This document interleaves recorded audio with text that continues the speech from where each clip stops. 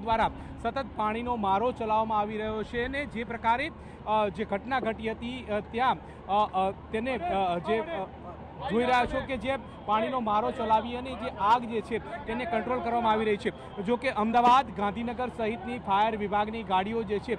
તે ફાયરની જે ગાડીઓ જે આગ બુઝાવવાની કામગીરીની અંદર જોતરાઈ ચૂકી છે અને ગજરાજો જે છે તે અત્યારે હાલ અહીંયા તમે જોવા મળી રહ્યા છે। પ્લેનની અંદર 133 લોકો સવાર હતા અને તે તમામ લોકોનું મૃત્યુ થયું હોવાની આશંકા જે છે તે વ્યક્ત કરવામાં આવી રહી છે। આસપાસના જે બિલ્ડિંગની અંદર જે ટકરાયેલો ભાગ તમે જોઈ રહ્યા છો કે જે પણ બળીને સદંતર ખાક થઈ ગયો હોય તે પ્રકારે જોવા મળી રહ્યો છે અને અત્યારે હાલ અનેક ડેડ બોડીઓ જે છે જે બળી ચૂકી હતી તેને બહાર કાઢી અને તેને સિવિલ હોસ્પિટલ ખાતે ખસેડવાની કામગીરી જે છે તે કરવામાં આવી છે। મહત્વનું એ છે કે ઘટના જ્યાં ઘટી છે ત્યાં જ તમામ ઉચ્ચ અધિકારીઓ જે છે તે જોવા મળી રહ્યા છે। તમામ પ્રકારની એજન્સીઓ જે છે તે પણ આ કામગીરીમાં જોતરાય